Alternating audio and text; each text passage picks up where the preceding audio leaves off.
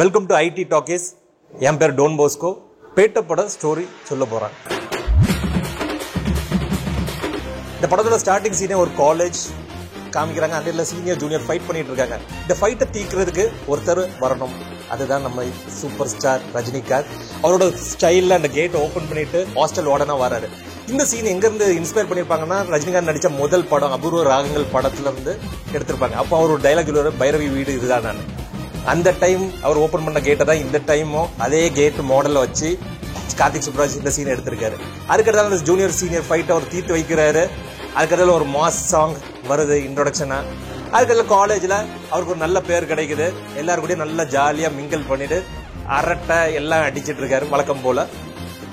Jogging போயிட்டு இருக்கும்போது அங்கே அவர் இன்னொருத்தர் பார்க்குறாங்க. அதுதான் சிம்ரன். ஆட்டோமேட்டிக்காக அவங்களுக்கு உள்ள ஃப்ரெண்ட்ஷிப் டெவலப் ஆகுது. அந்த ஃப்ரெண்ட்ஷிப் கெமிஸ்ட்ரியை மாதிரி லவ்ல முடியுது. இப்படி ஜாலியாக போயிட்டு இருக்க வாழ்க்கையில ஒரு 20-30 ரவுடிங்க வந்து அந்த காலேஜில் என்டர் ஆகுறாங்க. மேகா ஆகாஷை அட்டாக் பண்ண வராங்க. இது யாருடா அட்டாக் பண்ணா நம்ம தலைவர் விட்டுவாரா? இந்த 20 பேரையும் தும்சம் பண்ணிடுறாரு. எவன்டா ஒருத்தன் இந்த 20 பேர் அடிச்சாங்க அப்படின்னு சொல்லிட்டு விஜய் சேதுபதியும் நிசாமுதீனும் யோசிச்சுட்டு இருக்கும் போது பார்த்தா பிளாஷ்பேக் தொடங்குது. ரஜினிகாந்தை பார்த்த உடனே பிளாஷ்பேக்ல சசிகுமார், த்ரிஷா, ரஜினிகாந்த் 3 பேரும் வந்து ஒரு கிராமத்துல ஜாலியா வாழ்ந்துட்டு இருந்தாங்க. ஒரு நில பிரச்சனைனால அந்த குடும்பத்தையே அழிச்சு இப்ப மேகா ஆகாஷ் மேல சொத்து இருக்கிற பேர்ல சொத்து இருக்கிறதுனால மேகா ஆகாஷை அட்டாக் பண்றதுக்காண்டி வந்திருந்தாங்க. அவளோட பாதுகாப்புக்காண்டி தான் இவர் வந்து ஹாஸ்டல் வார்டனா வந்திருந்தாரு.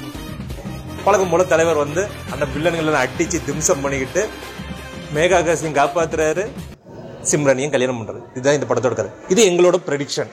இந்த கதை இப்படிதான் இருக்கணும்னு கிடையாது, எப்படினாலும் இருக்கலாம். ஆனா கண்டிப்பா இது வந்து ஃபேன்ஸுக்கு என்டர்டெயின்மெண்டான மூவி, அதுல எந்த டவுட்டுமே இல்லை. இந்த பொங்கல் தலைவர் ஃபேன்ஸ் எல்லாருமே ஸ்வீட் சாப்பிட்றதுக்கு ரெடியா இருங்க.